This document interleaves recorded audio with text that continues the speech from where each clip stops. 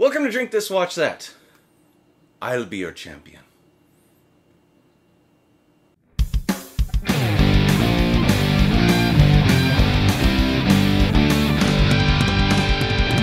Hey, I'm Rico. And I'm James, and this is a show where we analyze, predict, mock, and drink a whole bunch of alcohol. Two today's most popular shows.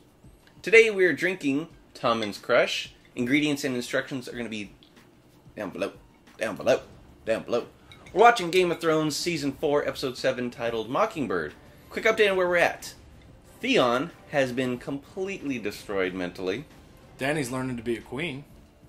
And Tyrion has demanded a trial by combat. Demanded trial by combat. So let's get started. And we're back.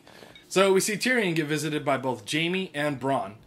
He wants both of them to fight for... He wants Jaime, originally, to fight for him in his trial by combat. But Jaime's like, look, man, I got no fucking hand. I haven't learned how to fight very well with Bronn. That shit ain't gonna go well. And then the Lannister legacy's gonna die, and they laughed about it. I'm like, who cares? Bronn's like, look, your sister gave me a bunch of shit. I'm gonna marry some lady. I'm gonna get a castle. And what are you gonna give me? Gold? And he's like, yeah. And he's like, well, I already got gold, so... Sorry, bro. You're on your own on this one. So Tyrion is like, fuck. Alright, I guess I'll fight the mountain. So you see Tyrion get visited by both Jaime and Bronn, both who say they're unable for their own reasons to fight for him. You know who is going to fight in this trial by combat? The Mountain. Cersei has chosen the other Clegane brother to fight. So we see Arya and the Hound, and she's learning quite a bit from the Hound in more ways than one. She's learning how to fight. She's learning where dudes' hearts are so she can stab him there. And she's learning a bit about his past and why he's so fucked up.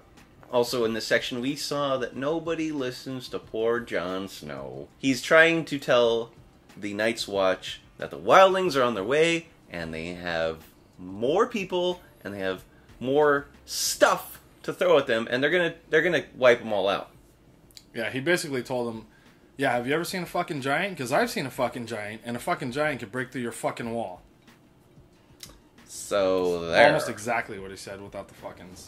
He just wants them to seal up the tunnel. Mm-hmm. Now granted, if they seal up the tunnel, there's no going back. Like, that's their only exit to the north. But they're not, they don't even want to go north. So, like, just let it go, dude. They should totally let him seal up the tunnel so that the wildlings can't go through. Because once they get through the tunnel, they win. That seems like an important thing. Like, it seems like more important to keep the wildlings out of Westeros than it does any reason why they have to go north. It's my opinion. Well, I know. Granted, we know that the wildlings are going to get wrecked as soon as they make it, like, midway through Westeros. But for a long time, they are going to mess some people up. They're going to burn some shit down, that's for sure. They're going to get attacked from both sides. They already got wildlings south of the wall. What if they want to get attacked from both sides? What? So what if they want to get attacked from both sides? You know what I'm saying? Like Black Brothers. Pig on a spit. You know what I'm saying? Now this is all good and whatever, but I'm still waiting for White Walkers. So what's going to happen when they break down the wall that's keeping the White Walkers north of the wall? I think that's how the season's going to end. Some White Walkers are just going to fucking shit on that whole plan. There's going to be like a giant army of White Walkers showing up and the walls are going to be broken down. Okay. And they're just like walk over it. Pushing strollers of white crawlers. Everyone's fighting each other. They need to start getting on this White Walker situation. Yeah, these guys... let's be honest. Like, all the guys at Castle Black, all the crows, they're pretty dumb. Yeah. Like, A, for not listening to Jon Snow, and B, they're just dumb to begin with. They're the scum of Westeros. Yeah. That's why they're fucking dumb. They're gonna get run over. They're gonna get their shit stomped. I'm pretty sure. Yeah. Oh well. Let's get back to it, though. So we see a lengthy scene with Melisandre's tits, and pretty much explains nothing other than they're great. I learned nothing! Hot Pie makes his triumphant return to Game of Thrones, and he suggests to Pod and Brienne that Arya Stark might be in the Eyrie. Ironically, it's obviously Sansa who's in the Eyrie, with Arya and the Hound headed that way. We see Daenerys get some D from Dario Naharis. That was pretty cool.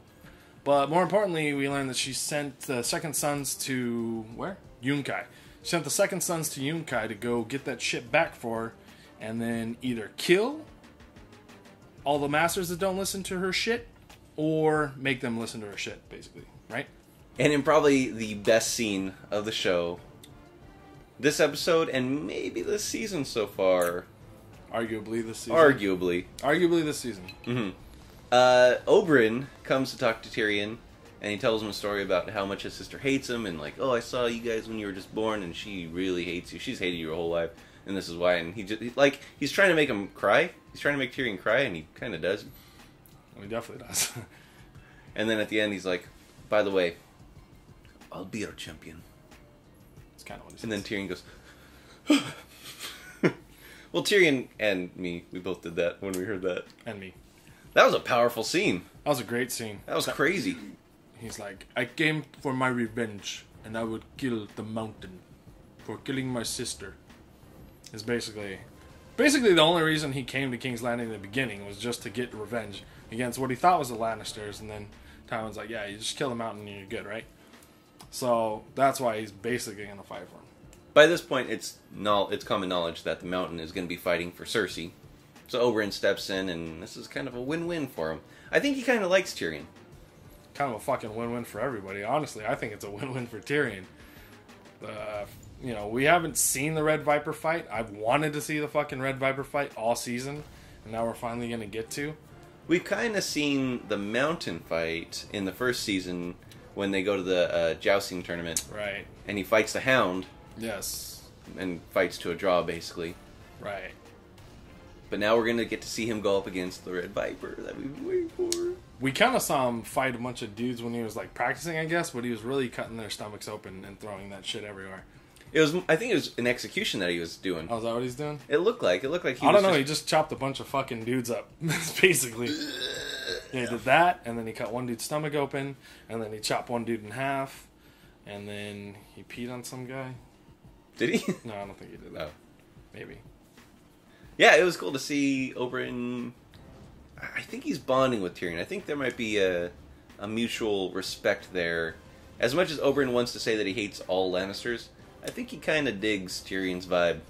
Well, knowing what we know now, that Oberyn has known about Cersei's spite for Tyrion the whole time, he's like, there might be some truth to him killing the king, because Oberyn's pretty objective as far as all the judges go. But he's like, more than likely, she just kind of wants to kill her brother, which she's wanted to do her whole fucking life. So Oberyn's like, fucking, for me, it's a win-win. I don't give a shit if this kid lives or dies, because he doesn't give a shit about any of the Lannisters, really. And, yeah. And he saw right through Cersei's whole fake, I just want to look out for my daughter, can you take her a boat? Right. I'm just a concerned mother.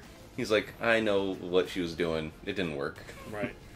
If this was any other show other than Game of Thrones, I'm pretty sure Oberyn would win, but being that it is Game of Thrones, I'm pretty sure I have no idea.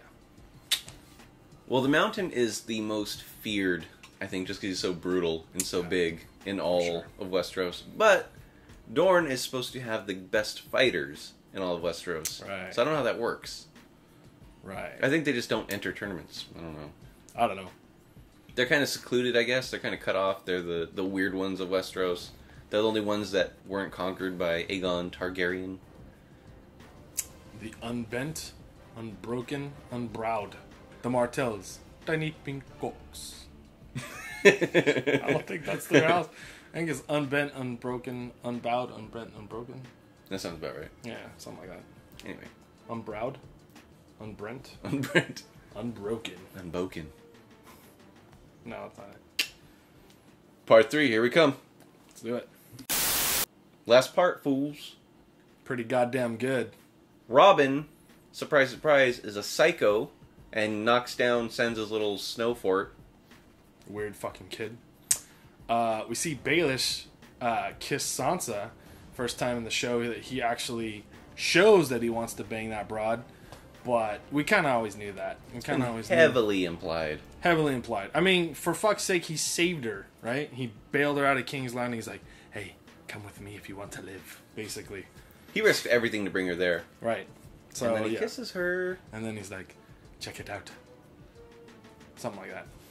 I personally think he did that knowing that Lysa was watching because he wanted Lysa to lose her shit. Right. And then try to kill Sansa, and then last little scene of this, Baelish kills Lysa. Yeah. Kind of a big deal. But we also kind of fucking knew that was coming, too. We knew... I think we called that. I think we actually even said that if you watched the previous episode. I think it's in the previous... I can't remember which one. Just watch all past Just watch all the Drink This Watch stats, and you'll find out. Past and future, but, just to find out. Just past and future. Just subscribe. But, yeah, we always knew he was going to kill her, because his plan was to rule the Vale, not be fucking her husband. So, yeah. Anyways, I didn't know... He did not want to fuck her husband. That is for sure. I'm sure he didn't want to fuck her husband. Not John Aaron. John Aaron. That dude was old. Old, saggy nuts, I'm sure. So he had to poison him. I think he set up this whole thing so that Lysa would pull Sansa to the moon door, and she'd be like, "Yeah, you're gonna die," and then he'd come in to save her. Like, don't do it. What are you doing? And then when he saves her, see ya. Bye, Lysa. He's very fucking fabulous about the way he pushes her. He's like, wow. Okay, bye. You want to do the speech he gives? Okay, bye. No, you can. I'll go for it. He says, "I've only ever loved one woman. Your sister." Okay, bye. Okay, bye. and she falls down the pit. That's pretty great. Lysa. She needed to go for many... Like, even... Yeah. It sucks that it furthers his goals, because I don't want him to rule. Really? Yeah, I he's cool. Like Baelish. I like him as a villain. He's going to make a terrible king. Like, if your goal is to have a good Westeros, like if you're a good person in real life, then you don't want him to win. What does a Baelish kingdom look like? I just think it's bad. Just shady? I think what happens when the shadiest person in the world gets everything they've ever wanted? They live happily ever after. Maybe. Or just more shady shit happens? I don't know. Do you think there's anybody shadier? Varys. Maybe. I don't... It seems like last episode, like, he might be a worse person than we thought. Varys is the direct counterpart / nemesis / doppelganger / no wiener having / I want to get the throne also counterpart to Varys. I don't think there's anyone that could have been a worse king than Joffrey. Joffrey will always have been the worst king. But... And to be honest with you, because of time when the kingdom, the Westeros went pretty smoothly. Yeah. Oh, fucking whatever. Yeah, and now that Baelish has killed Lysa for Sansa, so she thinks, he's going to have Sansa's trust, and guess what? He's going to be all up on that. And she's going to be like, yeah, you know what? You saved my life. Here, let me repay the debt. Now he's got Sansa Stark, he's got the Eyrie, he's making a move for the throne, and he took out Tyrion, by the way. Even though I don't think he knew that Tyrion was going to make such a bold stand at the wedding, I think he knew that Tyrion was going to take the fall for whatever happened to Joffrey at the wedding. And I think he needed him out of the way, so that when he did make his play for Sansa, everything would line up. I think this move has been a long time coming. If his plan is to marry Sansa, then he definitely is Tyrion out of the way. Seeing as they're married, that's kind of a big deal. I think next move is going to be to get the rest of the Lannisters killed, so that he can be like, hey, guess who I found? Sansa Stark, the hero who killed Joffrey Lannister. It's a pretty big fucking move. Yeah. I mean, he's not going to do it all at once, but he's going to pick them apart like he has been kind of over the whole course of the entire show. I think he just needs to find people who have a reason to kill them. And I don't think there's any shortage of that. Baelish is... Oberyn. Baelish is kind of a fucking badass. In his own way. Not in the traditional sense that we're used to seeing in the show, but in a completely unique way. If you believe that the throne is earned, Homeboy deserves the throne. Came from nothing, and he's acquired 2 kingdoms, basically, so far. Yeah. He deserves the throne. Yeah. In one, yeah. We'll see, man. He might fucking win the Game of Thrones. Although, you know who has to go next? Robin. Robin. Going down the moon door. I want to see him fly. He's like, weird. I want to see him fly! Alright, do it. Next episode. And that's today's episode. Thanks for watching. Please help support the show by liking, sharing, and commenting on what you thought. All those. And let us know if you have any drink suggestions for future episodes, future shows, whatever. Game of Thrones is almost up. Looking for the next show. Let us know what you think. Don't forget to follow us on Twitter, like us on Facebook, and vice versa. Why not? And like us on Twitter and share us on Facebook. Is that what you mean? Share our Facebook on Twitter, and then like it, and then comment on it. I don't think you can do that. I'm pretty sure you can't do that. Linked in it. Just push the subscribe button. Just Tumblr it. I'll be right here. Just Tumblr my Snapchat. Thanks for watching. Oh, I'm not gonna do that. Until next time. Cheers. Cheers. I don't have any more drink. Fuck. Drink fuck. Hey, I'm Rico. And I'm James. Yep. Perfect. And I'm James, and this is Okay. We see Tyrion get visited by Brom, who he wants to... What? No. What the hell is Brom? The Okay. Brom King and Queen. They go to Brom together? Fuck you, man.